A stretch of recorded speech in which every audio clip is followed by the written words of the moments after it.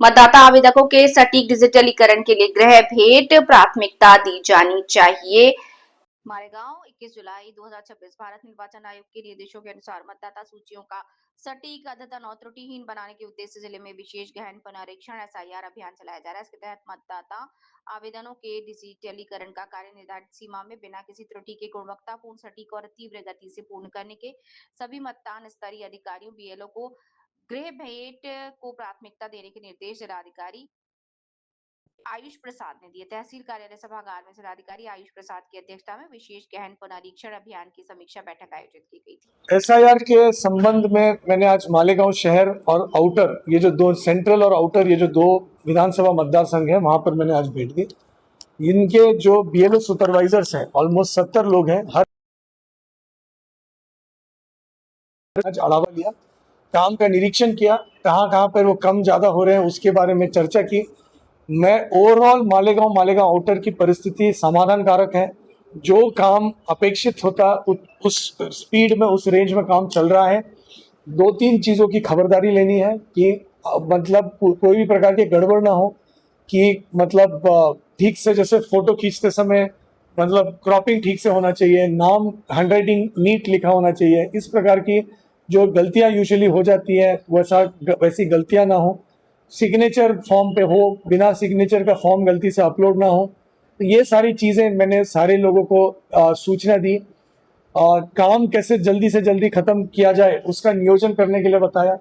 BLO एबीएलओ में कामों का डिस्ट्रीब्यूशन कैसा किया जाए कि एक गली पे, एक बस्ती में एक बीएलओ जा रहा है तो दूसरे बस्ती में एबीएलओ जा रहा है। स्कैनिंग डिजिटाइजेशन कैसे किया जाए, सुबह और शाम का जो वक्त है जब ज़्यादा से ज़्यादा नागरिक अपने घर में मिलते हैं उस समय ज़्यादा भेंट दिया जाए। पीएससी डीएससी का जो विषय है, photo similar entry, demographically similar entry, उस पर विशेष खबरदारी ली जाए। जो डॉक्यूमेंट की जरूरत नहीं वो डॉक्यूमेंट ना मांगा जाए, और जहाँ जिन जिन की मैपिंग नहीं हुई हो और या जिनकी कोई भी मतलब एनोमली में रहा हो, तो जिनको डॉक्यूमेंट लेना अपेक्षित है उनसे बस उन्हीं लोगों से बस डॉक्यूमेंट लिया जाए। लोगों को हेल्प किया जाए, मतलब किसी भी प्रकार की दिक्कत ना हो। विशेषता जो इसमें रूल बेस्ड एंड अचूकपने टाइमली काम पूरी तरह से ख़त्म किया जाए। ये सारी चीज़ों की मैंने मतलब पूरी जानकारी यहाँ पे सभी जो अधिकारी वर्ग थे उनको मैंने दी, बढ़ावा लिया, जिनके काम में क्या नियोजन कर सकते वो समझा। कुछ लोगों को जो चैलेंजेस आ रहे थे उस पर कैसे सोल्यूशन कर सकते उसका मार्गदर्शन किया। तो ये सारी चीज़ अभी के बैठक में हमने किया। ओवरऑल मालेगांव और मालेगांव आउटर का काम समाधान कारक है। ओनली अचूकपणे काम होना चाहिए, उस बारे में विशेष दक्षता सभी लोग लेते रहे। पॉलिटिकल पार्टीज ने अभी तक बूथ लेवल एजेंट्स की नियुक्ति जो जिस संख्या में करनी अपेक्षित थी, बहुत सारे राजकीय पक्षों ने अभी तक नहीं की है। मैंने अपील की है कि उन्होंने करनी चाहिए, जिसके वजह से जो भी काम होगा बीएलए के देख रेख में होगा। जैसे काउंटिंग जब होता है तो हर टेबल पे एक काउंटिंग एजेंट बैठता है, उसी तरीके से हर पेपर जो इलेक्शन का हो वो निरीक्षण के अंतर्गत हो। ये हमारी एकमेव अपेक्षा है। सर, अपना मीटिंग हुआ है जिनका उनका फॉर्म नहीं मिला, उनका नाम काट दिया गया मीटिंग होने के बाद, इसके लिए अभी बाहर प्रांत ऑफिस के बाहर धरना आंदोलन चालू है उसी को लेकर। मैपिंग होने के बाद नाम काट दिए गए, इसका तकरार या कोई स्पेसिफिक तकरार मैंने अभी पूछा, अधिकारियों के पास स्पेसिफिक तकरार इन्होंने कहा कि इनको नहीं मिला। पर अगर किसी का ऐसा है कि कोई किसी का नाम डिलीशन हुआ है, उस डिलीशन को हम लोग चेक कर लेंगे।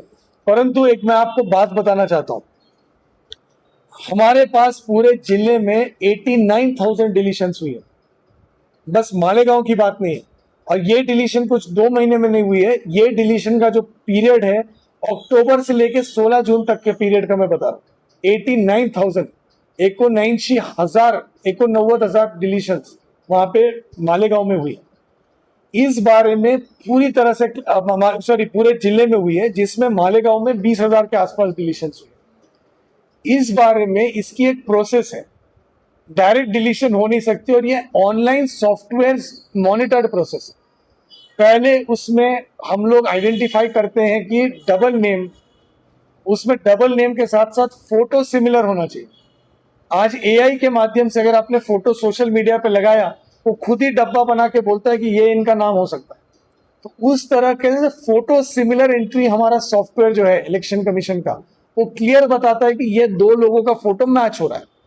उसके बाद घर पे जाके वहां पर फॉर्म नंबर 7 भरना पड़ता है, पंचनामा करना पड़ता है।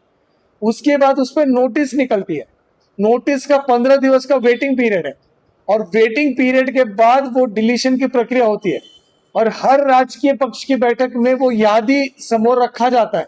उसके अगर उसका कुछ अगर गलतियां हुई हैं, उस यादी पे गलतियां मांगी जाती है, और उसके बाद ये फाइनलाइज होता है। इस डिलीशन को लेकर मैं मालेगांव आता रहा हूं, मैं खुद और अदरवाइज हमारे बाकी अधिकारी, यहाँ पे हमारे एक सीनियर अधिकारी केकन साहब एडिशनल कलेक्टर, अभी रिसेंट तक जब तक इसमें मतलब ये न्यूज में कहीं नहीं आया कि इतने डिलीशन हुए, तब तक एक भी तकरार प्राप्त नहीं थी कि ऐसा डिलीशन किसी का हो गया। परंतु बारे में जो भी तकरार अगर मिलती है उसकी तपासनी करके उसको दुरुस्त की जाएगी। ये मतलब एक कंटिन्यूअस प्रोसेस है, ठीक है। इसमें डिसीज्ड पर्सन की यादी, ठीक है, मय्यत व्यक्तियों की यादी, महानगर पालिका की जो डेथ सर्टिफिकेट का रजिस्टर होता है, मृत व्यक्ति का रजिस्टर, ग्राम पंचायतों का जो मृत व्यक्ति का रजिस्टर होता है, ये सिर्फ मालेगांव का नहीं है, पूरे नासिक डिस्ट्रिक्ट, पूरा महाराष्ट्र राज्य और पूरा भारत देश का मृत व्यक्ति की यादी टाइम टू टाइम मिलती है। उसकी वेरिफिकेशन होती है, जस्ट बिकॉज यादी आई म्हणजे डिलीशन नहीं होता है, उसकी वेरिफिकेशन होती है, उसकी एक प्रोसेस होती है, 15 दिन का नोटिस पीरियड होता है, उसके बाद उसकी मतलब डिलीशन की प्रोसेस होती है। ऑब्जेक्शन के बाद हियरिंग भी होने की भी है। लेट से कि एक ग्राम पंचायत या कुठले स्थानिक स्वराज्य संस्थान ने ऐसा दिखाया कि ये व्यक्ति मृत है, और यही व्यक्ति वो मृत व्यक्ति है, उसकी सुनावनी होती है, उनके घर के एड्रेस पे बीएलओ खुद भेज देता है। तो इस पूरे प्रोसेस में क्लैरिटी है, इस पूरे प्रोसेस में पारदर्शिता है। परंतु यदि कुठलेही ऑब्जेक्शन है तो आप अपने ईआरओ से संपर्क करें कि ये जो डिलीशन हुई है, ये वाला व्यक्ति मय्यत करके दिखाया गया है, या स्थलांतरित करके दिखाया गया है, या अमुक दिखाया गया है, वो जो डिलीशन है उसमें कुछ भी प्रकार का प्रॉब्लम है, वो स्पेसिफिक कंप्लेंट अगर है उस स्पेसिफिक नाम के साथ, तब उस पर ऑब्वियसली उसकी एक प्रोसेस है, उसकी तपास होती है, उसके बाद उसकी दुरुस्ती होती है। चलिए 8 अगस्त से पहले अगर उनका हो जाता है, क्या उनको फॉर्म देना मुमकिन होगा? नहीं, उसका फिर ड्राफ्ट रोल के उसका एक प्रोसेस है, इलेक्शन कमीशन के क्लियर गाइडलाइंस हैं, उसको आप पढ़ लें। ड्राफ्ट रोल के ऑब्जेक्शंस में वो आएगा, उसके बाद आगे का इन्यूमरेशन प्रोसेस होगा।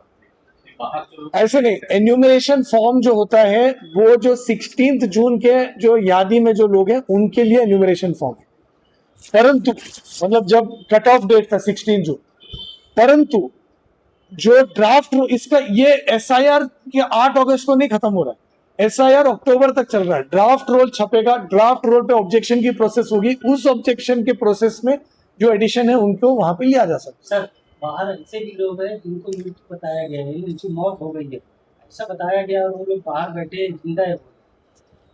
अगर उनकी डिलीशन में कोई भी ऐसा व्यक्ति का कुछ भी माहिती अगर है तो वो इंफॉर्मेशन ईआरओ को स्पेसिफिक कंप्लेंट देना चाहिए, ऐसा ऐसा हुआ है, वो ड्राफ्ट रोल पे ऑब्जेक्शन में आएगा, और उसकी एक process already election commission of India से डिफाइंड है। तो इसमें घबराने की कोई बात नहीं है, इसकी एक प्रोसेस है। यदि रॉन्ग डिलीशन हुआ है, आपको लगता है फॉर्म नंबर 7 पे रॉन्ग डिलीशन हुआ है, उसको करेक्ट करने की प्रोसेस है, वो की जाए। ये जो बाहर धरने पे बैठे हुए हैं, मैं स्पेसिफिकली नहीं जानता हूं, आप मुझे ऑफ हैंड पूछ रहे हैं। मराठी झालं लोग हैं या मालेगांव शहर में जितने भी इस सजा जैसे आपने नाम बताया, ये सब लोग आज डरे हुए हैं कि अगर हमारा नाम आज कट गया है और अगर हम प्रूफ देने के बाद भी यादी में हमारा नाम शामिल नहीं हो गया तो हमारे पे ऐसी ऐसी आफत आएगी। क्योंकि परसों बीजेपी की एक मीटिंग कोई भी डर, मैं किसी भी राजकीय ये मतलब इसका मैं आंसर नहीं दे रहा हूँ, मैं आपको स्पेसिफिकली बता रहा हूँ।